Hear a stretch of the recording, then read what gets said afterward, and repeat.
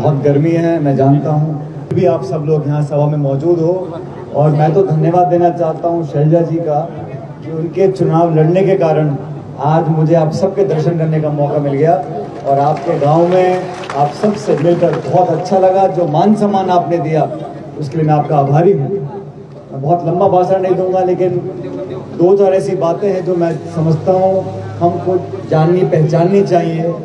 देश में प्रदेश में जो हालात बने हैं साथियों, ये चुनाव भारी बहुमत से शैलजा जी जीतेंगी, कांग्रेस पार्टी जीतेगी, लेकिन ये संदेश पूरे देश में जाना चाहिए कि वो लोग जो किसान के नाम पर राजनीति करते हैं, किसान के नाम पर वोट लेते हैं और उसी किसान को उजाड़ने का काम करते हैं। 10 साल से लगातार दोनों प्रदेश की सरकार, केंद्र की सरकार एक ही काम किया है। और मैं तो कहता हूं अगर किसान को अपने हाल पे छोड़ देते वो भी मंजूर था। किसान तो सदियों से किसानी करता आया है, अपने बच्चों का पेट पालता है, पूरे देश का पेट पालता है। किसी की कोई सहानुभूति नहीं चाहिए, अपने दम पर काम कर सकते हैं। लेकिन 10 साल से ऐसी नीतियां बनाई हैं, 3 ऐसे काले कानून बनाए देश के अंदर जिसपे सैकड़ों किसानों को शहादत देनी पड़ी 1.5 साल तक दिल्ली में बैठ के, तब जाके वो काले कानून वापस किए। और कानून भी क्या थे?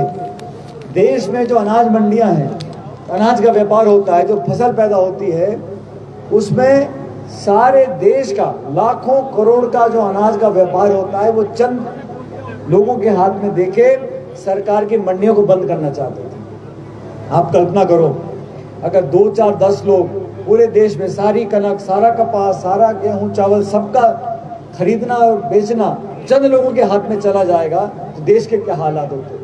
और किसने कहा था इनको? मुझे याद दिलाओ, 2014 में जब सरकार बनाने वाले थे बीजेपी वाले, कभी इन्होंने कहा था कि सरकार बनाने के बाद हमें 3 काले कानून लेकर आएंगे?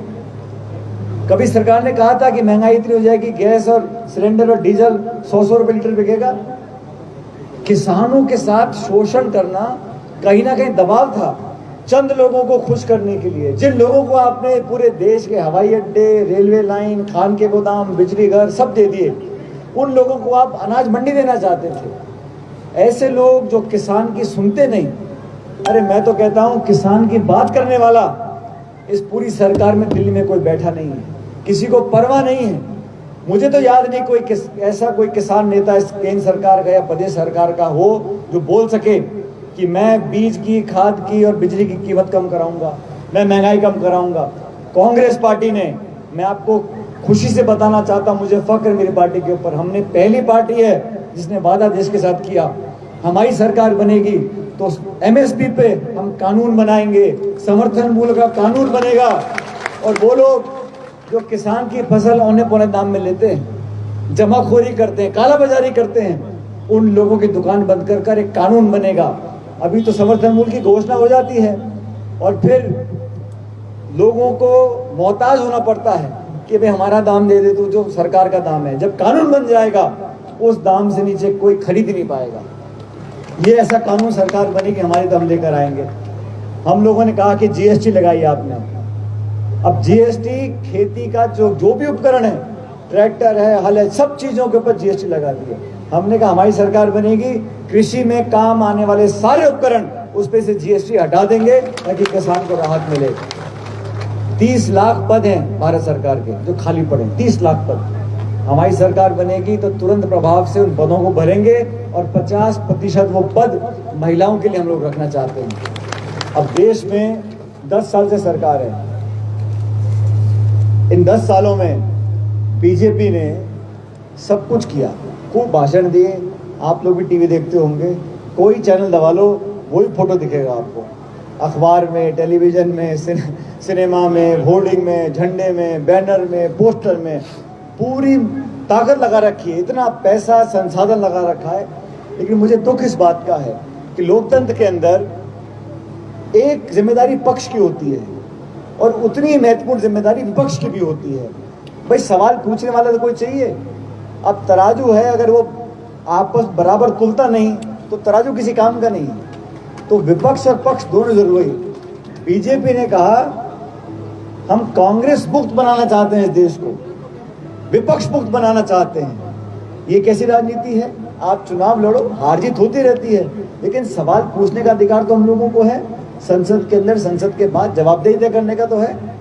आप जवाबदेही तय नहीं करोगे, आप जवाब नहीं दोगे, सवाल पूछने का अधिकार खत्म कर दोगे, विपक्ष को खत्म करना चाहते हो, ईडी सीबीआई डालकर तमाम कांग्रेस नेताओं को दबाव में लेना चाहते हो, पार्टियों को तोड़ना चाहते हो, न्यायपालिका को, निर्वाचन आयोग को कमजोर करना चाहते हो। आप चाहते क्या हो? 400 पार 400 पार तो राजीव गांधी के पास सांसद थे 1984 में। कभी आपने सुना राजीव गांधी जी को बोलते हुए कि मैं बीजेपी को खत्म कर दूंगा, मैं विपक्ष को खत्म कर दूंगा? अरे भाई, वैचारिक मतभेद हो सकते हैं, कोई व्यक्तिगत दुश्मनी थोड़ी ना किसी के साथ। मेरे आपके विचार नहीं मिलते, आपका अलग दल मेरा अलग दल, देखो कुश्ती तो ना लड़नी, अखाड़ा थोड़ी ना किसी का। वैचारिक मतभेद हो, चुनाव लड़े, हार जीत होती रहती है, लेकिन इस देश में संवैधानिक संस्थाओं को जानबूझ के कमजोर किया जा रहा है। मैं आपको उदाहरण देता हूं, हमारे देश में लोकतंत्र मजबूत है, पूरी दुनिया में भारतवर्ष का नाम है कि हिंदुस्तान का लोकतंत्र सबसे ज्वलंत है, सबसे गहरी जड़ें हिंदुस्तान में लोकतंत्र की हैं। हमारे पड़ोस के मुल्क हैं, कोई कहता है कि पाकिस्तान में लोकतंत्र मजबूत है, कोई कहता है कि रूस में लोकतंत्र मजबूत है। वोट तो वहां भी पड़ते हैं, वोट डालना या वोट डालने का अधिकार लोकतंत्र की गारंटी नहीं है। लोकतंत्र वहां मजबूत है जहां न्यायपालिका मजबूत है, जहां निर्वाचन आयोग मजबूत है, जहां विपक्ष मजबूत है, जहां मीडिया मजबूत है। तो लोकतंत्र के लिए जरूरी है कि संवैधानिक संस्थाओं को हम लोग मजबूत रखें। और ये देश कृषि प्रधान देश है, और 10 साल से यहाँ पे सरकार भाजपा की हरियाणा में। एक बात और बोल के जा रहा हूँ आपको, आज ये तो चुनाव लोकसभा के हैं, कुछ महीने बाद विधानसभा चुनाव होंगे। हरियाणा के अंदर सरकार कांग्रेस पार्टी की बनने जा रही है, कोई रोक नहीं सकता। किसान ने मन बना लिया, और किसान की जाति बिरादरी नहीं होती, जो अनाज पैदा करता है वो किसान है। और हरियाणा की सरकार सत्ता में रहते हुए किसान आंदोलन करें, हड़ताल करें, अपनी मांग को रखें। आप लाठी गोली चलाओ, आप बम बरसाओ, आप सड़कों पे कील ठोक दो, आप लोगों पे केस कर दो, ये कहाँ का रवैया है? संवाद हो, बातों को सुनो, ज्ञापन ले लो। संविधान में लिखा है हमारा अधिकार है विरोध करने का, धरने देने का, प्रदर्शन करने का। इस सरकार ने कहा सबको कुचल दो, पुलिस भेज दो, लाठीचार्ज करवा दो, केस ठोक दो, देखी जाएगी। और ऐसा परिणाम हुआ, 9.5 साल बाद मुख्यमंत्री बदल दिया। क्यों बदल दिया भाई? इतना चोखा काम कर रहा था, इतना बढ़िया काम कर रहा था, तो बदला क्यों उनको? और अगर बदल दिया तो लोकसभा का टिकट क्यों दिया उसे करनाल से? ये समझ गए कि हमारी जमीन खिसक रही है। मैं कल उड़ीसा में था, उससे पहले महाराष्ट्र में था, केरल में था, राजस्थान, छत्तीसगढ़, मध्य प्रदेश, जहां जहां मैं गया हूं, लोग बोल कम रहे हैं, लेकिन मन में मन बना लिया कि बदलाव करना है और बदलाव होगा। और यहाँ सिरसा लोकसभा क्षेत्र से अभी संपत जी बोल रहे थे, यहाँ पे सोनिया गांधी जी ने, खड़गे साहब ने, राहुल जी ने आप सबके भरोसे पर बहन शैलजा जी को यहाँ से उम्मीदवार बनाया है। और शैलजा जी का, उनके परिवार का इस क्षेत्र से, इस इलाके से, इस मिट्टी से पुराना संबंध है, दशकों पुराना संबंध है। आपके बीच एक परिवार की तरह रहकर काम किया इन्होंने। और मैं चाहता हूँ हम सारी बातें भूलकर, आज समय देश की सरकार का है। आज 5 साल तक इस देश की, प्रदेश की क्या हालात रहेंगे, क्या दिशा रहेगी, वो निर्णय आपको करना है। इसलिए किसानों के लिए, नौजवानों के लिए, महिलाओं के लिए, संवैधानिक संस्थाओं को मजबूत रखने के लिए, इस देश में जमहूरियत और लोकतंत्र मजबूत रहे, इस बात का चुनाव है। हमने कहा भाई इस देश में बहुत गरीब परिवार हैं।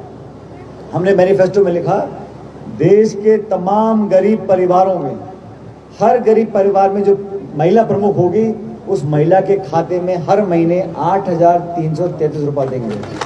क्यों देंगे? और जब हमने कहा तो बीजेपी के पेट में दर्द हो रहा है। क्यों हो रहा है भाई? तुम तो चंद उद्योगपतियों के लाखों करोड़ माफ कर दो। 16 लाख करोड़ रुपए माफ कर दिया बैंक का कर्जा, किसी को पता ही नहीं पड़ा। बैंक से बैंक करके 16 लाख करोड़ कर्जा माफ कर दिया, और किसान कर्ज में दबा चला जा रहा है। सम्मान निधि थे 2-5 हजार रुपए की, और लाखों करोड़ माफ कर दिया बड़े बड़े उद्योगपतियों का। हमारी सरकार बनेगी तो प्रतिवर्ष 1 लाख रुपया हर गरीब परिवार के खाते में डलवाएंगे, ताकि महंगाई से हम लोग मुकाबला कर सकें। आज महंगाई के क्या हाल हैं? आप जेब में लाओ 500 रुपये लेके जाओ बाजार में खरीदने के लिए, कुछ फल फूल, साग सब्जी, तेल, चाय पत्ती, चीनी, कुछ भी ले लो, आसमान छू रही है। 2 बच्चे पालना आसान नहीं है आज के ज़माने में। जो 5 बीघे की खेती कर रहा है वो अपने बेटी के हाथ पीले नहीं कर सकता बिना कर्जा लिए। इन समस्याओं को सुनने वाला कौन है? और भाषण क्या दे रहे हैं? अगर कांग्रेस की सरकार बन गई तुम्हारे मंगलसूत्र छीन लेंगे। ए भले आदमी, ये कहां की बातें कर रहे हो? कह रहे तुम्हारे घर में 2 भैंस बन रही है, 1 भैंस खींच लेंगे। और हमने कहा हम तो नरेगा में जो दिहाड़ी 400 रुपया करेंगे, किसान के कर्जे माफ करेंगे, 30 लाख पदों को भरेंगे, गरीब परिवार को लाख रुपया देंगे, धर्म के नाम पे आरक्षण। अरे भाई किसने कह दिया आपको? हम चाहते हैं इस देश में, प्रदेश में जो गरीब है, किसी जाति बिरादरी का हो, अगर गरीब है, असहाय है, उसको मुख्य धारा में लाना पड़ेगा। 140 करोड़ के मुल्क में चंद लोगों को राजी करके आप कैसे देश आगे ले जा सकते हो? इस देश को ले जाने के लिए किसान को मजबूत करना पड़ेगा, किसान के बच्चों को मजबूत करना पड़ेगा, उनको नौकरी देनी पड़ेगी, उनके लिए कॉलेज खोलने पड़ेंगे, स्कूल खोलने पड़ेंगे। अब बात करो तो मंदिर और मस्जिद, मुसलमान और हिंदू, हिंदुस्तान और पाकिस्तान, यहाँ कैसे उठक जाती है? इसके आगे कोई भाषण नहीं है।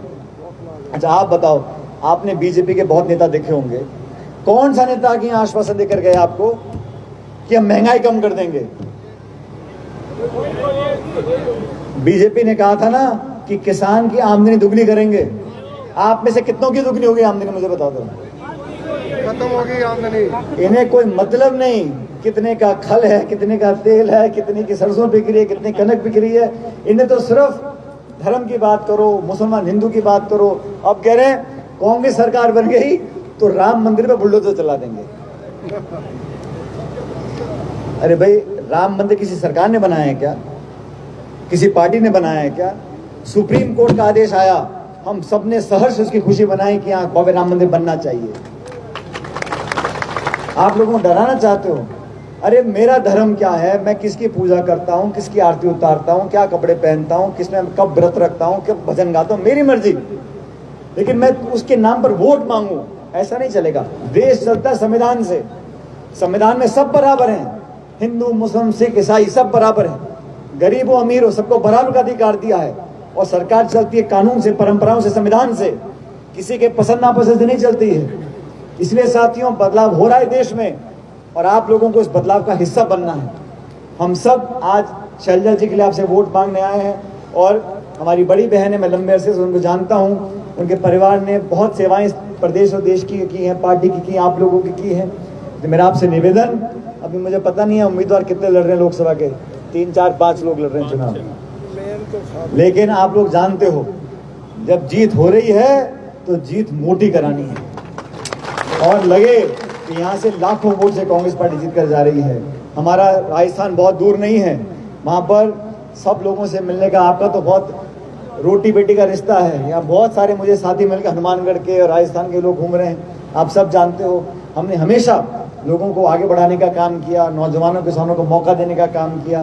लेकिन आज मैं आपसे वोट मांगने आया हूँ। 25 तारीख को जब वोट पड़ेगा, ये पंजे का हाथ का निशान है, बटन दबाकर शैलजा जी को जिताना है। और आप इस बात को याद रखना, शैलजा जी जीतने के बाद दिल्ली में आपकी सेनापति बनेंगी, आपकी वकील बनेंगी, आपकी हमदर्द बनेंगी और आपकी बेटी बहू बनकर आपके काम करने का काम करेंगी। लेकिन आपसे मेरा निवेदन है, अब से लेकर 25 तक आप सब लोगों को ये जाति बिरादरी धर्म गोत्र सब भूलकर, कांग्रेस सबकी पार्टी है, सबको साथ लेकर चले हैं। ये कृपया करके 25 तारीख को हार्ट का बटन दबाएं और कांग्रेस पार्टी को, शैलजा जी को जिताएं। मैं आप सबका धन्यवाद करना चाहता हूं। आप सब ने बहुत मान सम्मान किया और 12 14 15 पगड़ी आपने बना दी। ये गांव मुझे याद रहेगा, यहाँ 15 पगड़ी आप लोगों ने बनाई है। आपका बहुत बहुत मैं धन्यवाद करता हूँ। भगवान से प्रार्थना आप लोग खुश रहो। बहुत बहुत जय हिंद, राम राम साहब।